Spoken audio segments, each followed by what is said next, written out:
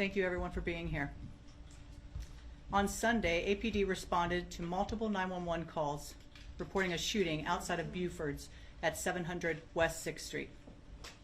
APD officers, along with the Austin Travis County Emergency Medical Services, arrived on the scene within 57 seconds, located multiple victims who were shot, and immediately began rendering first aid.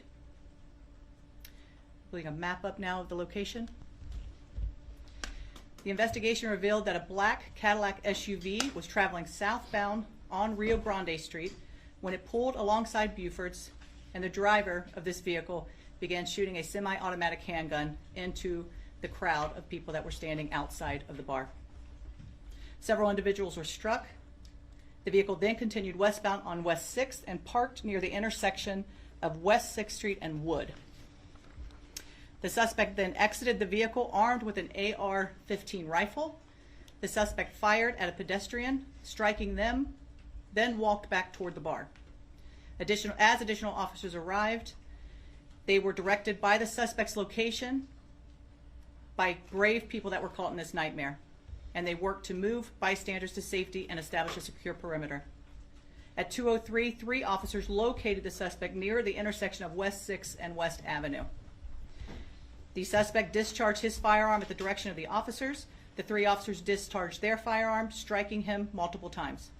Officers approached the suspect, took him into custody, requested medical assistance.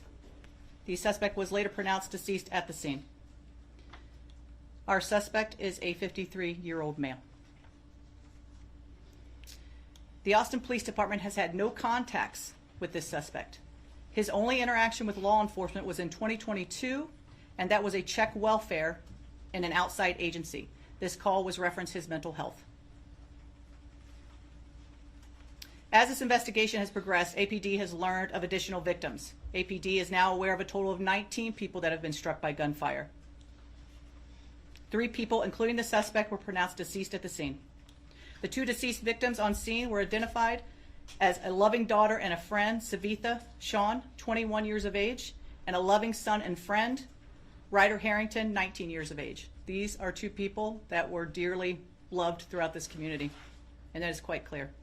Both young individuals with bright futures ahead of them. On Monday, March 2nd, one of the victims, identified as a loving son and friend, George Pedersen, 30 years of age, was pronounced deceased, and he had just moved to Austin 2 weeks prior. At this time, 2 victims remain at local hospitals, with 1 in critical condition. Before we begin showing the material, I want to acknowledge the complexity and the gravity of this scene. This viewing material that you're about to see is difficult to hear, it's difficult to see. We didn't do this for the shock value. This is about being as transparent as we can, and believe me, we had to look through video that was appropriate to release to all of you. But it was important, again, to understand the events that led up to this officer-involved shooting. Any video showing the suspect firing his pistol into the crowd is too graphic to show, and we will not share that publicly. We will begin by listening to 2 911 calls, and as you can imagine, we received numerous calls, 911 calls, which were hard to listen to. And these are the 2 that we're going to be sharing today.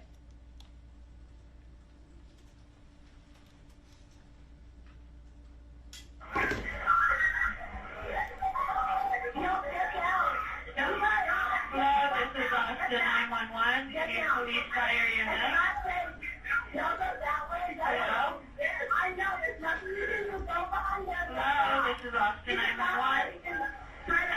Hello, this is Austin 911. Y'all, go and get down over there. It's not safe.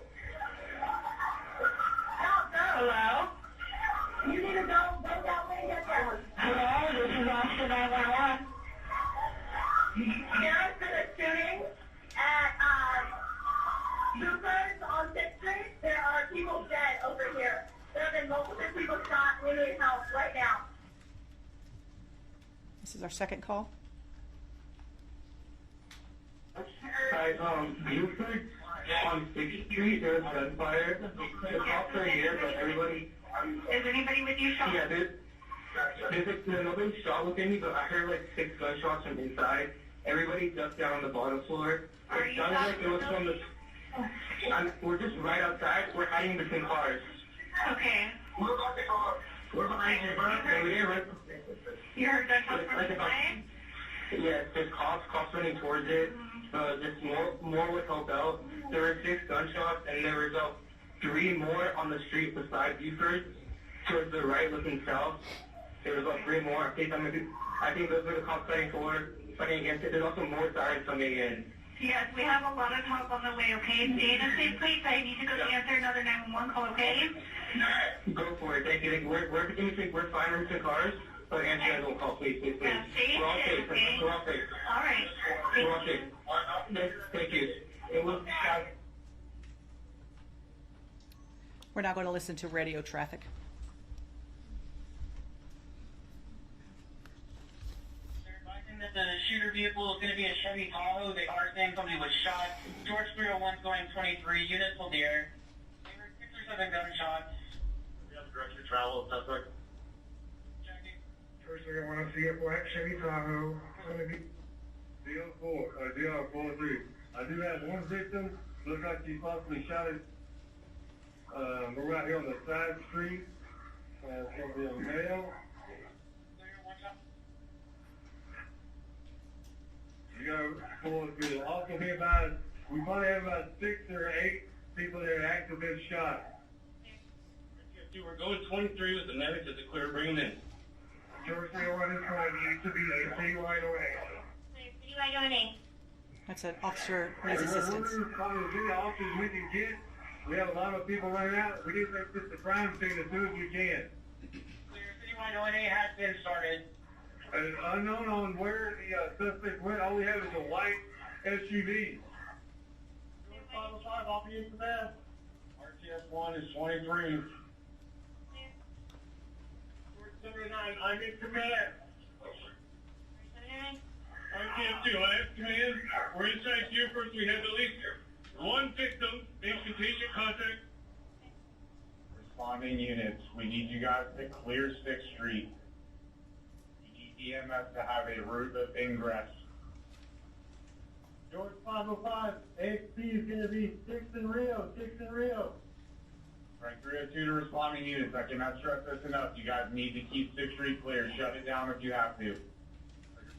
George, just let y'all know you pretty much got the city coming to you. Do you want them to stage at the main and dispatch from there? What do you guys need? 79, there are additional shots being fired. Clear, additional shots being fired. 302, that was to the west. Those shots were on the on West Avenue. 302, the thing is at AR-15 to the west. 5th Street.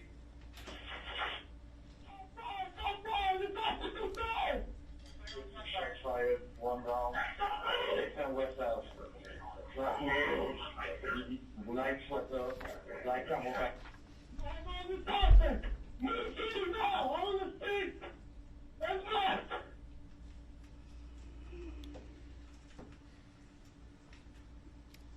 Now we're going to listen to, or we're going to look at video, and this first video is from a parked vehicle that picked this video up.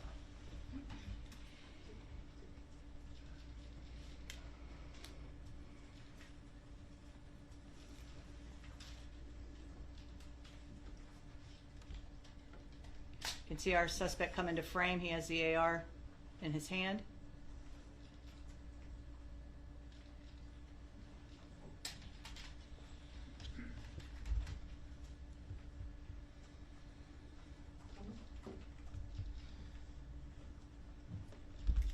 And this is a pedestrian that was walking by. Second video is our halo surveillance. That is our high activity location observation. And this is throughout downtown, at least that 6th Street area. We were able to capture this. And the red circle there is going to be, this is after he parked the vehicle and as he's walking eastbound on 6th Street toward the officers. This is what that's going to show.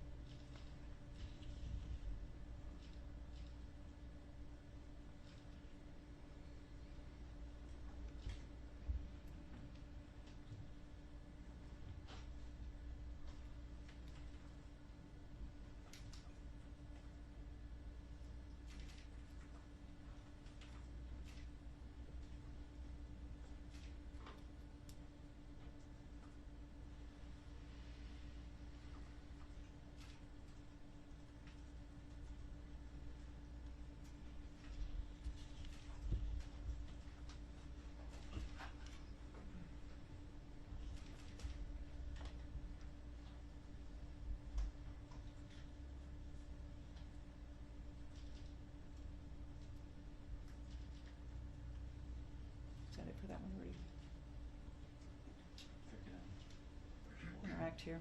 Okay.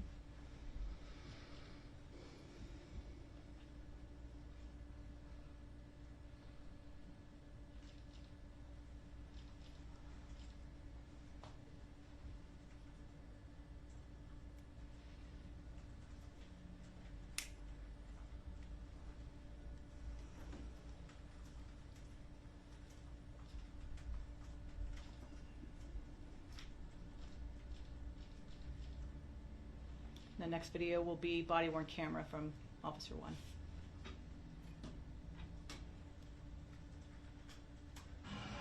That was more gunshots.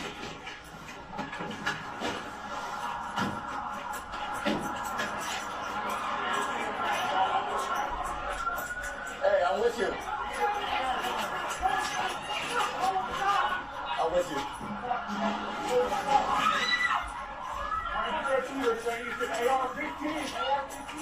Down! Everybody down! Down! Down! Down! Where is he? Hey!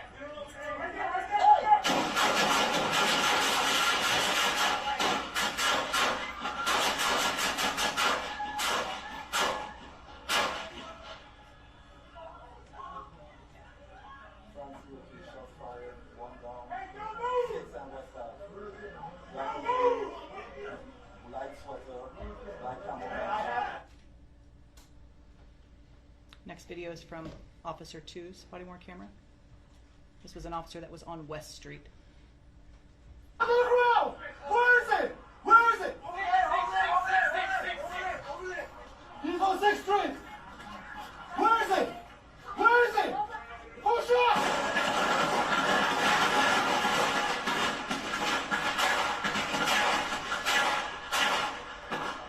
Shots fired! Shots fired! The suspect is down! Stop moving! Stop moving! Stop move! Stop move! I'm on the suspect!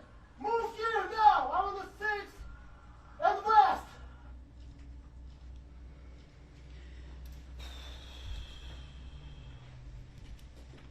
This concludes the materials that we're going to be showing you today.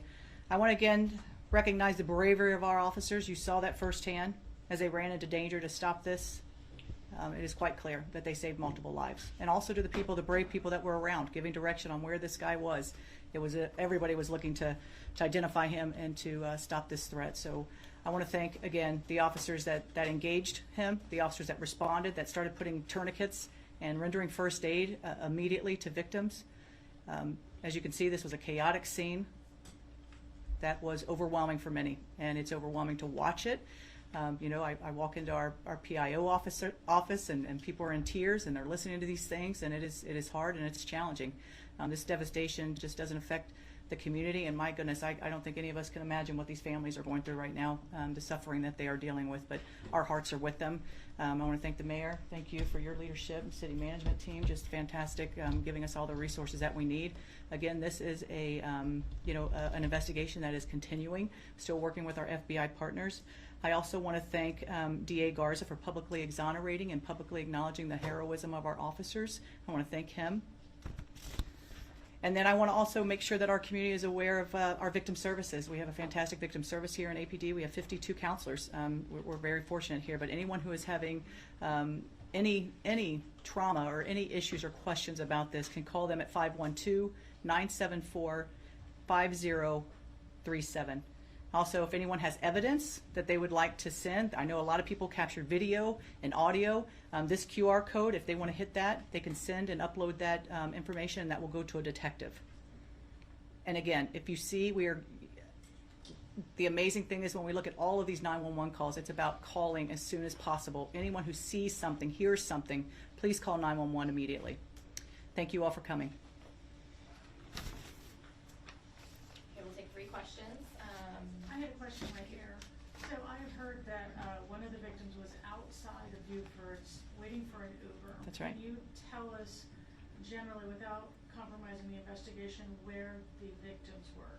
Yeah, I think it is important. These were not all people that were inside the bar. This is, 6th Street is a What's great about 6th Street is you have the entertainment areas, and I'm talking from east to west, you have the entertainment, but people come to walk along 6th Street. That's it, and there's restaurants, all of those things. A lot of the people were struck outside of the bar. And one thing about Buford's, which is something that we all appreciate, is a nice patio, and so that's what they have on the side there. And so these were some people that were outside, that were in that back patio, but the majority of the people that were shot were outside that bar. Can you say more about the welfare check? Did law enforcement consider taking away his firearms after that 2022? I believe this in 2022. It may have been out of New York that check welfare was there. I think I don't know that they had enough to do a commitment for him. I think what I'm hearing is they gave him resources to call, that type of thing. So I don't think the check welfare led to any commitment from there. Do you know anything about his mental state? I do not. Chief, can you perhaps give us an update on anything investigators have found about a potential link to terrorism as a motive here? I think, again, this investigation is, we're working in tandem with our FBI partners, and certainly as we look at different indicators, we conducted 2 search warrants, and all of those are being, gone through, and you talk about the digital evidence and all the things that we have to do. We are not ready to talk about exactly what that nexus is, but again, from that early on, the scene, calling in the FBI was the right thing to do, and you talk about a scene of that gravity and then the potential for terrorism, that had to be investigated, and it is. We'll take one more question. You talked about how the way you staffed the 6th Street area led to you guys being able to react quickly. Now that you've seen this success in a horrific situation that had, are you thinking about staffing any other areas of the city differently to make sure that you're able to have a similar response? Or are you already doing it? Yeah, I think when we look at, and again, Halo being that area where there's so much concentration, and as Austinites, that 6th Street area is that entertainment area, and we get thousands of visitors there on the weekend. And so, believe me, as new chief, when I came here, I thought, my gosh, look at the amount of overtime and the resources that we spend on 6th Street. But this is why. I mean, we have to be prepared, and anytime that you're having a very dense crowd and people are out, we need to be prepared to go, and not just for police, but for medical purposes, all of those. And so this is just, again, to look at the cast, the strike team that we have in conjunction with fire and EMS. That's what responded to these scenes as well, is being able to get there quickly to address these situations. So they will remain, and as we move forward, any crowds that we have, we are a department, again, that practices best practices throughout the country, and people look to us to what we do. Having that group every Friday, Saturday, Sunday, they're in this room. They have these cameras up on 6th Street. All of this, they're being looked at. So it is something that we do for very large events, so we're ready and we're prepared to go. Thank you. All right, thank you. Thanks, everybody.